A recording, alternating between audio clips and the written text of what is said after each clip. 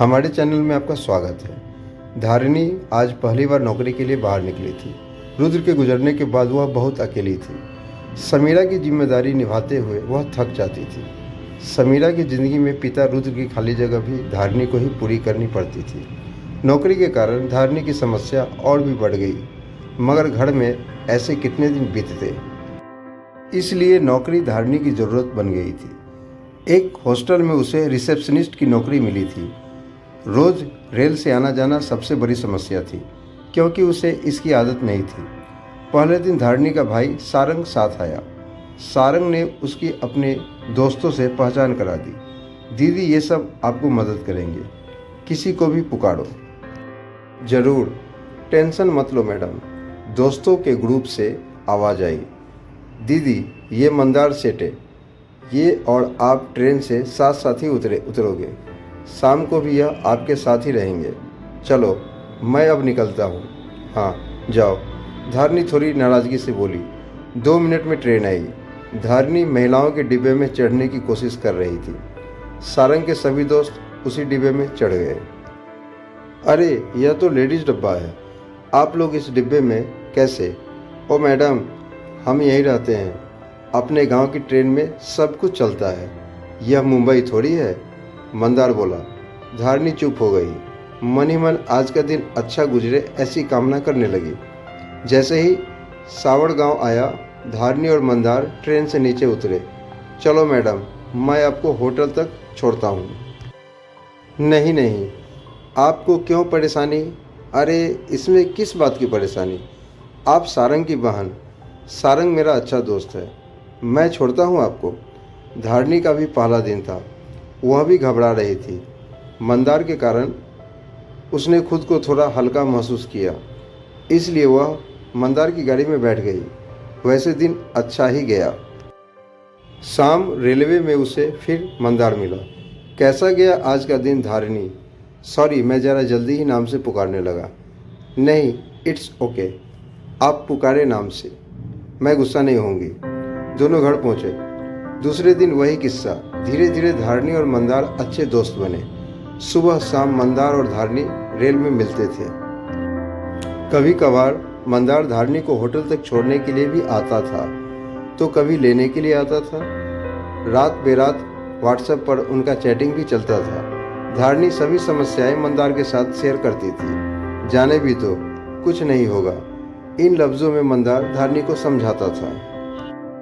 धारिणी के लिए मंदार उसकी स्ट्रेस रिलीफ की दवा था। समीरा, माँ, पिताजी, सारंग, ये सभी रुद्र के खाली जगह भरने के लिए असमर्थ थे, लेकिन मंदार रुद्र की तरह मानसिक सहारा देता था।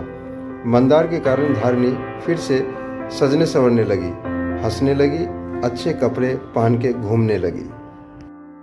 उसके लिए वह अच्छा दोस्त था। बाइक पर कभी कभी वह उसके कंधे पर हाथ रखती थी।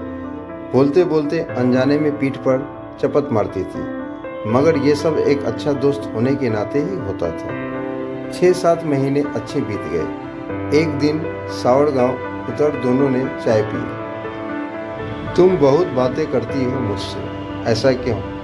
तुम अच्छे लगते हो मुझे तुम्हारे साथ वक्त बिताना अच्छा लगता है। मुझे तुम्हारी पर्सनैलिटी भी बहुत अच्छी लगती है। रेल में नहीं बोल सकती सब के सामने, इस वक्त हम दोनों ही हैं, इसलिए बता रही हूँ। अरे बाप रे, क्या खाकर निकली हो घर से? कुछ नहीं, जो सच है वही बता रही हूँ। तुमसे जो लड़की ब्याह करेगी वह सचमुच खुशहाल रहेगी। हाँ, यहाँ से 35 किलोमीटर पर गुफाएं हैं, चलोगी देखने? पागल हो गए क्या? मैंने घर पर नहीं बताया। किसी कारण विलम्ब हुआ तो माँ बाबूजी चिंता करेंगे। नहीं, विलम्ब नहीं होगा। ट्रेन से तुम रात 9 बजे तक घर पहुंच जाएगी। माँ बाबूजी क्या कहेंगे? तुम मेरे साथ गुफा देखने जा रही हो, यह मत बताना उनको।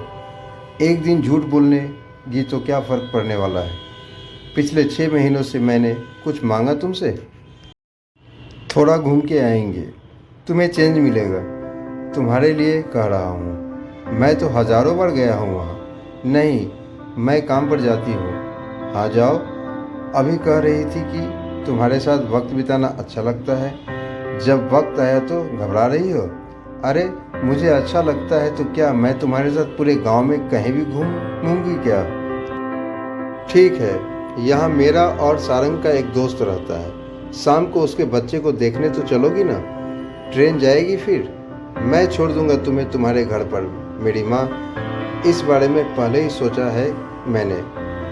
ठीक है, होके आएंगे।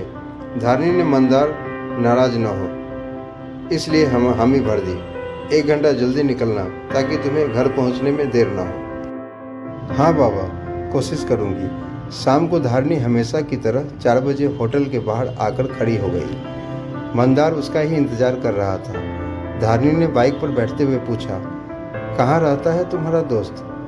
आखिरकार गाड़ी एक घर के पास रुकी। घर को ताला लगा था। आसपास खेत फैले थे। जगह सुनसान थी। लोगों की बस्ती नहीं थी और चहल पहल भी नहीं थी। इस घर को ताला क्यों लगा है मंदार? चाबी मेरे पास है। आओ अंदर चलते हैं। मगर क्यों? मुझे घर छोड़ दो। बावली हो क्या? कभी ना मिलने वाला एकांत मिला है हमें। आधा घंटा बैठेंगे फिर निकलेंगे। मैं नहीं जाऊंगी अंदर।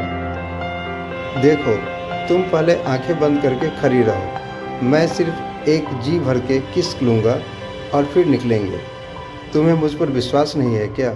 देखो मंदार, तुम मुझे दोस्त की हैसियत से अच्छे लगते हो, लेकिन इस बात के लिए मेरी नज़दीकी सिर्फ रुद्र से थी और मरते दम तक उससे ही रहेगी।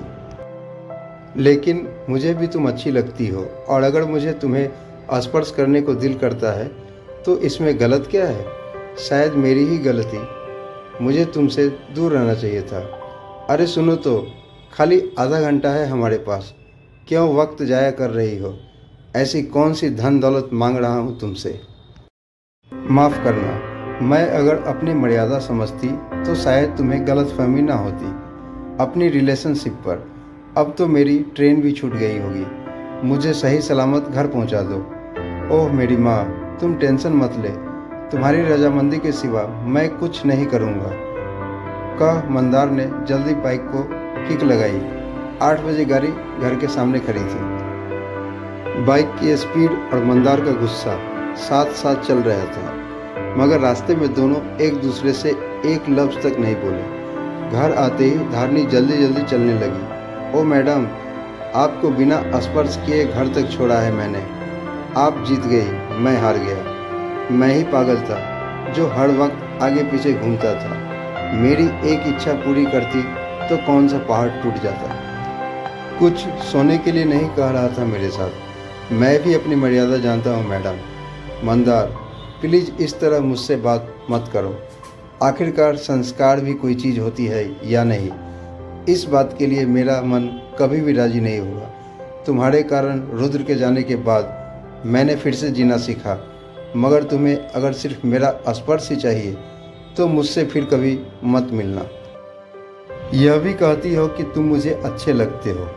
पगली, स्पर्श करने से ही प्यार व्यक्त होता है? मंदार, मेरे तन पर केवल रुद्र का अधिकार था और रहेगा। तुम जो कह रहे हो वह मेरे संस्कार में कभी नहीं बैठेगा। मेरी सोच कुछ ऐसी ही है। फिर एक बार गौर करना मेरे कहने पर।